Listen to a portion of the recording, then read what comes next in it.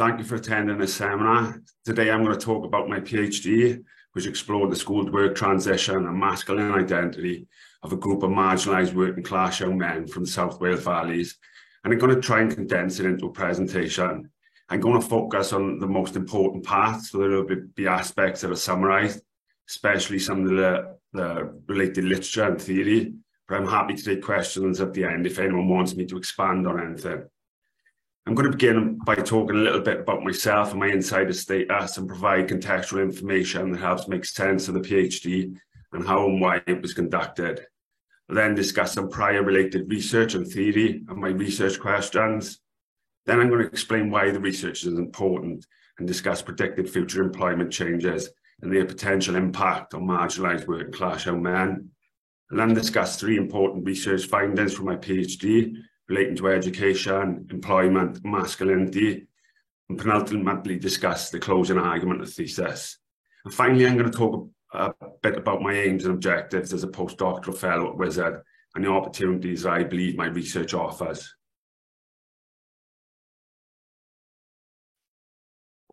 The first picture is a bit blurry, and I know it's a bit hard to believe looking at my bald head, but this young man with hair and former dreadlocks is me at 15 years old.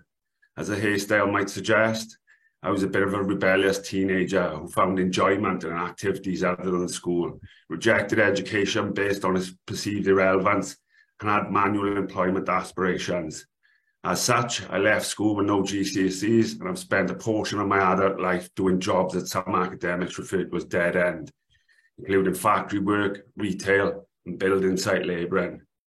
My youthful history is representative of the research findings from the South Wales Valleys and deindustrialised areas in general. Research in these places often found issues around education and employment among young men, which is often traced to the industrial history of these places. The obvious connection between myself and the research findings from deindustrialised areas has inspired me to learn more, help working class young men, prevent a life trajectory similar to mine. Drawing on my lived experiences on the literature on deindustrialised areas, I've undertaken two pieces of research that have focused on South Wales Valleys working class young men, education, employment and masculinity. The first piece of research I did was my master's, which was a small qualitative study using walk-along interviews and explored the relationship between place identity and the educational experiences of a group of marginalised young men. Essentially, the study assessed whether the area and people within it influenced the young men's views of education. Similar to previous research findings, the research did reveal a link between place identity and the young men's view of education. Still, there were also changes in the young men's masculine identity. Based on these changes, I wondered what they told us about other males in these places that were younger than these participants. I then began my PhD, which had a set topic in question, was in collaboration with a youth centre in a community that is my place of residency, which in some ways made me a research insider. The PhD aimed to get young men into education and training and prepare them for future employment. But I realised early on in the PhD that it wasn't as simple as merely getting young men into jobs. There were larger issues around education and employment that needed to be explored and unpacked. Essentially, many of the young men at the youth centre were in some way similar to a younger version of me and had what we might refer to as laddish identities. The notion of laddishness is often associated with Paul Willis and his famous ethnographic study and book entitled Learning to Labour. I'm sure many of you will be familiar with Learning to Labour, but for those who aren't, in summary, Willis's study was based in the West Midlands before deindustrialisation, and it focused on the school-to-work transition of two groups of working-class young men, including the year-olds who conformed to school norms and had middle-class aspirations, and the lads who rejected school and were drawn towards manual employment due to the inheritance of working-class masculinity through social connections, including family, male figures, including the father. And this identity was honed within the peer group. Based on my early assessment of the young men at the youth centre, I set about stripping the study back and making the research a school-to-work transition study. Basically, what were the young men's view of education, their career orientation, and possibly most importantly, how were these views constructed and what influenced them? Alongside similarities with a teenage version of myself and the lads from Paul Willis' study, as I will show when I discuss my PhD findings, the young men at the youth centre, or the lads as I came to refer to them, also engaged in behaviour that was very unfamiliar to me, such as hugging each other. These early observations at the youth centre, together with my MSc findings, led me to question the identity of contemporary marginalised young men in this Caulfield community. For example, why were there similarities between the lad from Willis' study and my youthful laddish understanding, yet also significant disparities? Why were these consistencies occurring, and how could we understand and explain the changes? So that's how my PhD came into being and became a school-to-work transition study, whilst also focusing on social class, masculinity, and the future of work debates due to the young men's age and the increased likelihood that they would potentially be affected by future work changes. Before I move on to the literature and what it tells us about marginalised working class young men, it's important to state that there are different forms of working class identity aside from the idea of laddishness, and I acknowledge this in my thesis, and I slightly touch on this topic when I discuss Robert's work later in this presentation. But in the interest of time, this presentation mainly focuses on the research and issues related to the most marginalised working class young men.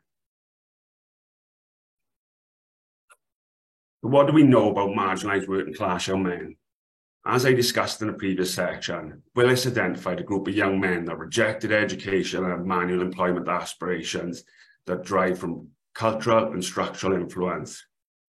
Willis's fieldwork was conducted in what I referred to as the post-World War II period, which had relatively high rates of unskilled manual employment with satisfactory rates of pay that allowed working class young men who left school with no qualifications to find work with reasonable ease. However, the late 1970s conservative government policy and the Thatcherite revolution led to deindustrialisation and the closure and demise of heavy industry and manufacturing, and a shift towards service sector employment. Service sector employment often requires deference and docility. These abilities have historically been claimed to be at odds with certain forms of working class masculinity. Essentially, what we saw was a shift in the labour market that brought difficulties and complications for marginalised working class young men and their opportunities for employment.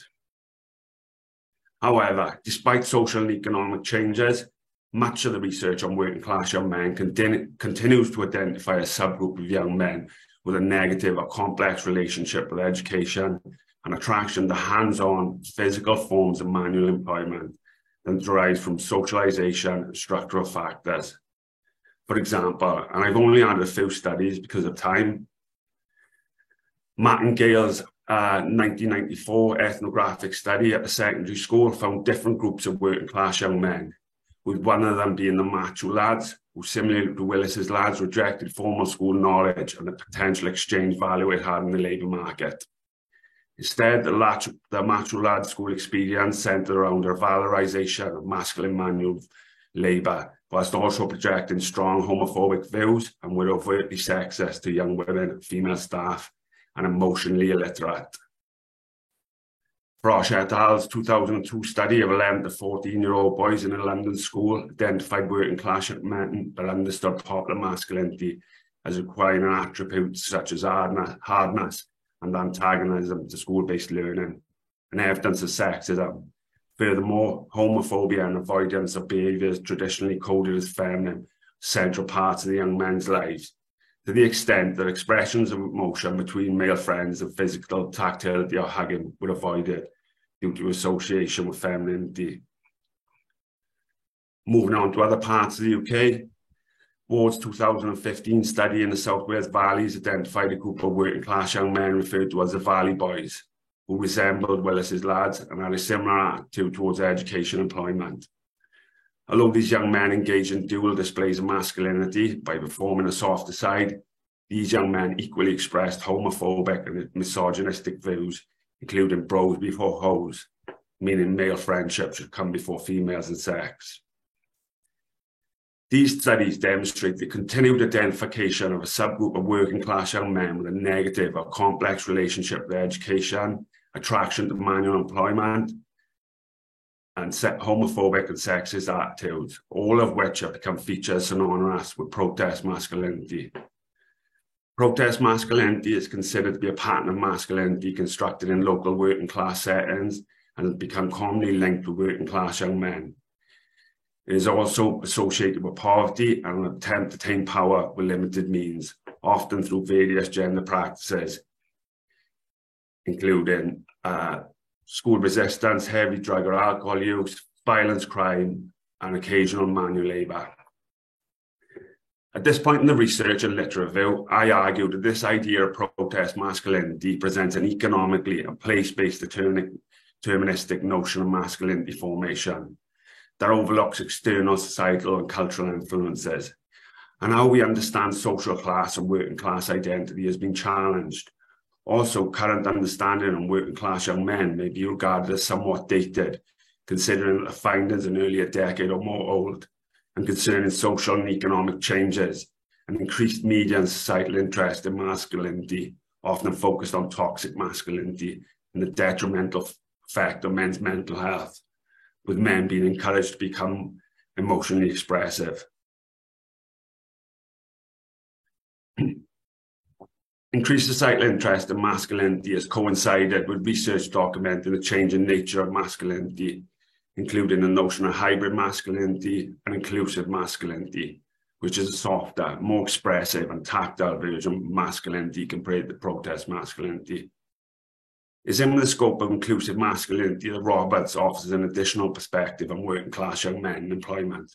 It suggests there's missing middle participants, which are working class young men who have not disengaged from school or employment, yet neither achieved degree level education or professional occupation, no longer fully subscribe to traditional norms of masculinity, and instead demonstrating a more inclusive form of masculinity that's more in tune with the requirements of service sector work. Although Roberts offers an important contribution to working class studies, importantly, his study sample consisted of working class young men who were somewhat academically engaged, which is claimed to facilitate softer displays of masculinity. And his research was conducted in Kent, an area that's seen significant social and economic development compared to other deindustrialised areas, especially the South Wales valleys, that seen very little change. These differences in study sample and location raise questions about whether changes in views and behaviour and masculinity translate to the lowest qualified and most marginalised contemporary working class young men, such as those that my study focuses on. So why is the research important? As stated previously, there are identifiable issues around education and employment in the South Wales valleys and deindustrialised areas in general. For example, there are additional proportionately high rates of no educational attainment, high rates of manual jobs, and high rates of ill health. As such, the South Wales valleys ranks among the most deprived areas in Britain. Equally and importantly, these areas offer minimal high-skilled work, which means that high-skilled, well-educated individuals often move out to these places. The deprived state of the South Wales valleys is recognised by Welsh Government, and there have been intervention attempts to raise living standards. However, all of the data and my lived experiences tells us that these interventions are largely not working, and we see persistent inequality in these places. For example, in the area where I did my research, as of 2021, just over 27% of residents had no educational attainment, with almost identical levels of no education found in Blaenau Gwent and Merthyr Tydfil, all of which reveal a significant disparity compared to England and Wales' overall level of no education attainment of 18%. To compound matters further, we are predicted to see future changes to employment driven by technological advances. The future of work is a complex discussion. However, it is often assumed that some forms of manual employment and low-skilled, poorly educated people will bear the hardest impact from future work changes. Basically, a large percentage of people in the South Wales valleys will currently be negatively affected by future work changes, possibly find themselves unemployed or unable to find work in the future. The possible threat of automation on employment is recognised by the Welsh and UK government. Policy response to this problem essentially includes lifelong learning and upskilling. Yet this raises the question of how you upskill those with a negative or disaffected association with education. because this is the question that is missing from the future work policy response. Without tackling this issue, inequality in the South Wales Valleys will persist, and Welsh Government's Wellbeing of Future Generations Act, goal of creating a prosperous Wales and reducing inequality of outcome, will be unachievable. At this point in the PhD, based on the argument and problems I've just discussed, I developed 4 research questions.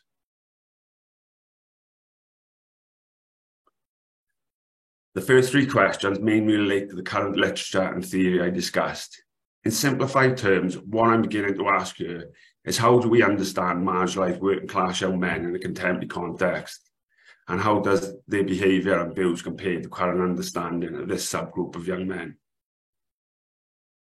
Question 4 relates to the future and work, and as the question states, I'm asking what my findings tell us in relation to predicted labour market changes.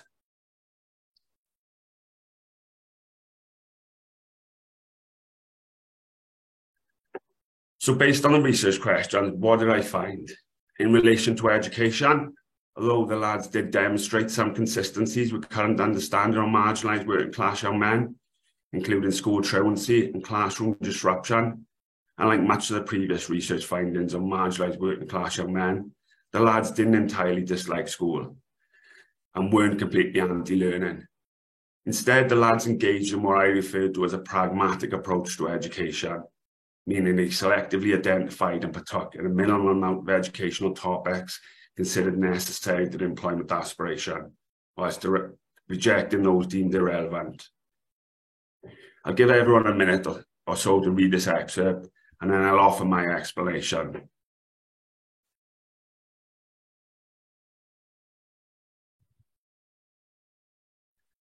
So what we can see is Dan wants to be a plumber, and he knows that he needs maths to get this job. And he also recognises the benefits of maths outside of employment and in everyday life.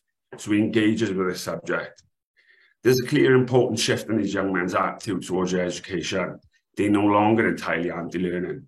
However, this pragmatic approach to education also had negative consequences. In this additional response by Dan, we see the negative consequences of the pragmatism. He doesn't believe science is relevant to him, so he doesn't engage with this subject. What is interesting about this response, and I'm obviously not a plumber, but surely there is some science related to plumbing, yet Dan is unaware of this, which raises questions about careers advice and his employment understanding. Essentially, the lad's pragmatic approach to education and the hierarchical selective process reduces their engagement with education to perceived essential subjects, with supposed unnecessary topics being rejected. This process reduces the young men's ability to achieve the considered positive educational benchmark, 5 GCSEs at A to C. This eventuality may negatively affect the young men's future life chances and employment opportunities. The selective pragmatic approach to education also meant that several of the young men, verbally and sometimes physically, including assaulting teachers, refused to engage in certain topics. This behaviour led them being excluded from school and placed in pupil referral units. I haven't included in this discussion, but I do discuss pupil referral units in the PhD, and essentially argue that these educational settings foster or incubate the pragmatic approach to education through a reduced curriculum and an environment that houses together individuals with similar attitudes towards education. Essentially, unlike Willis's lads, the lads from my study seemingly recognise the significance of academic credentials concerning training and job opportunities, and therefore selectively chose to engage in a minimal amount of subjects believed to enhance their chosen career path, whilst actively rejecting knowledge perceived as irrelevant. In relation to employment, among half the study sample, the influence of family and the idea of socialisation and attraction to manual employment, which is continually associated with marginalised young men, was evident. Essentially, and as the quotation from Dan evidences, some of these young men were raised in environments where employment opportunities are restricted and manual employment is the norm, and their choice of work is somewhat predetermined by family or neighbourhood traditions, or what Walker Down refers to as intergenerational transmission. And in this excerpt from Dan, we can see that he continually sees people doing manual work, and therefore he perceives this to be proper work. In contrast, he doesn't see people clean, smartly dressed, or sitting in offices, which is potentially viewed as not proper work. However, the other half of the study sample only had a partial attraction to manual employment, but totally rejected this form of work. Here we see an excerpt from one of the young men that wants to be a paramedic and his response when asked why he wanted to do this job. Lewis's stepfather was a paramedic, and in this excerpt, we see Lewis talk about how he was brought up to be cared by his mother, and we see a female employment influence. But interestingly, we also see some form of retraditionalization, or simply put, a muddled attraction to hands-on work associated with working class masculinity that is combined with the ideas of care and respect, which aligns with softer form of masculinity. I've added an additional excerpt from Billy to demonstrate pattern behaviour. In this response, Billy explicitly says he doesn't like construction and he favours cooking. His explanation of this preference is explained through an interpretive understanding of socialisation. And similarly to Lewis, we see that female family member influence, particularly his nan, helping dissuade him from manual labour. As the subheading slightly suggests, when considering how and why these young men chose forms of employment other than the traditionally associated manual employment, I refer to a rupturing process whereby a working class masculine attraction to manual employment and land's associated ways of being have been partially or completely ruptured or destabilised through particular social circumstances. In Lewis and Billy's case, we see the influence of female family members. Although the rupturing process alters the young man's career aspiration, the pragmatic approach to education potentially nullifies his positive shift because the lads will possibly not gain the required amount of qualifications to continue in further education and achieve their employment aspiration. In relation to the masculinity research question, as I discussed earlier, marginalised working class young men, their views and behaviours, including a rejection of education and manual employment aspirations, have become commonly understood to working class or protest masculinity. Working class or protest masculinity has historically also been associated with homophobia, sexism, suppression of emotion, and avoidance of physical tactility. Although the lads demonstrated many of the practices and views that have become synonymous with protest masculinity, they also demonstrated behaviours that might be considered contradictory. When exploring the young men's behaviour, it was sure that my insider status as a lad myself really came to the forefront. When observing the young men, I essentially reflected on my teenage years and considered whether the lad's behaviour was familiar or unfamiliar to me. The lads engaged in many practices that were peculiar to me and acts that I wouldn't dare engage in during my teenage years as a young man establishing his identity and manhood. These behaviours included acts of physical tactility, often sitting on each other's laps, placing arms around each other, and engaging in behaviours that conflict with the traditional ideas of protest masculinity. One act of physical tactility, particularly prominent among the lads, involved their greeting practice, whereby the young men hugged each other. This hugging greeting practice contradicts the historical masculine notion of rejection of all aspects of deemed feminine, associated with affection, and perceived as evidence of gayness. This act of physical tactility in the young men's behaviour really puzzled and interested me. At one end of the spectrum, they were involved in violence and fully demonstrated laddish qualities. And on the other end of the spectrum, they were hugging each other, which historically would have been considered as gay behaviour. Therefore, I questioned some of the young men about their conduct and this hugging practice. Here we can see my discussion with two of the lads. After I asked them what was the old-fashioned way, Tommy and Stan engaged in a theatrical display. Almost simultaneously, they both raised their hands to form a handshaking gesture, whilst jointly leaning backwards and then meekly shaking each other's hands, while Tommy said, "Good day, boy." In response to this demonstration, I asked the following question: "So what's the new way?" Subsequently, Stan and Tommy fist pumped and embraced each other with a hug, with Tommy saying, "Broskies," Stan replied, long time no see. What was interesting about this display and hugging practice, there was no attempt to defend it, which suggests it's normalised practice. Secondly, it is associated with friendship, which might suggest it's not widespread practice. Thirdly, young men understand that male hugging may be perceived as gay behaviour, but it doesn't matter to them. I interpreted this greeting practice through the relatively contemporary notion of a man hug or bro hug, which combines both a handshake and a hug and expresses affection in a way still coded as masculine. Here we see a response from Cole when the lads were asked about their thoughts and opinions about working with women and gay men. On reflection, this was a blunt approach, as I somewhat failed to consider that some of the young men might be gay themselves. Nevertheless, this exploration was intended to assess the young men's view of women, gay men, and their masculinity, potentially allowing us to think of an alternative imagined employment future other than male-dominated work. What we can see here is a deviation from the sexist and homophobic association with marginalised working class young men and protest masculinity.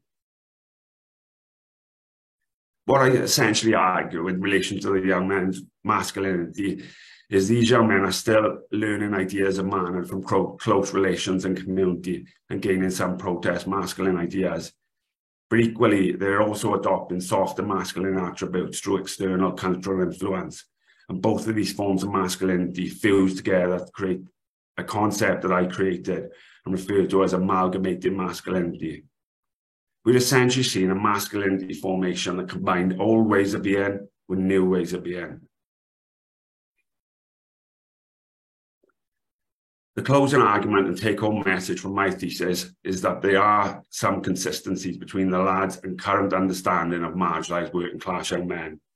However, there are also notable changes.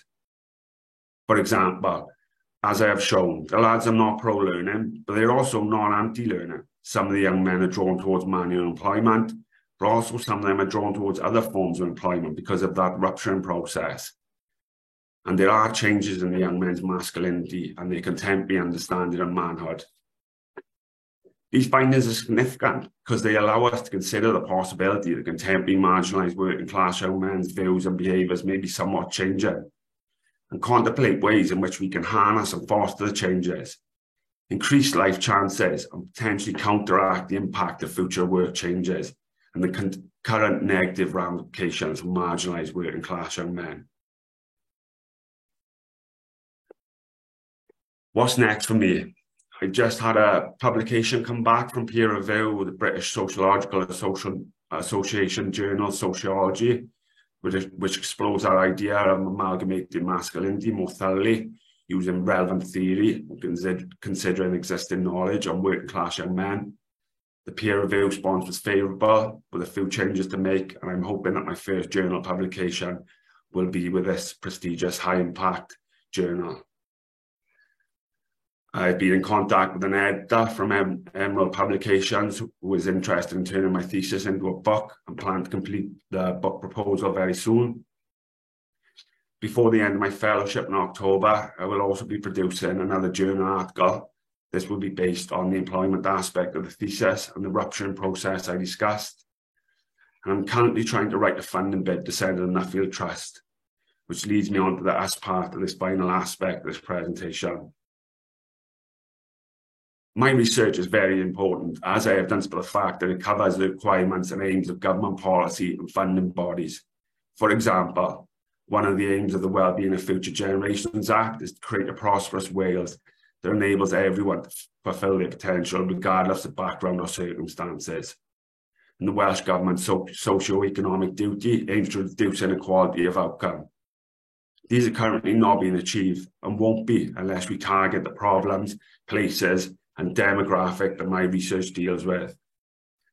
The mission of the Nuffield Trust is to advance educational opportunities and social well-being across the UK, particularly targeting children and young people from disadvantaged backgrounds. Part of the AHRC's vision is to focus on contemporary challenges, including the implications of artificial intelligence. There are several opportunities to continue my research, including a larger scale study, possibly even across regions, and exploring if my findings relate to a larger sample. Or we could try to replicate the rupturing process through a research-related program and assess the outcomes, or explore the young men's masculinity further in an aim of increasing social and emotional skills and competencies believed beneficial in relation to future work changes.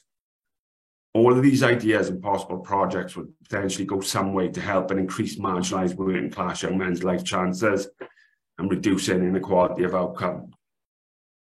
My insider status offers us a gateway to do these research projects deep in the heart of the South Wales valleys and with participants that may potentially be inaccessible to an outsider.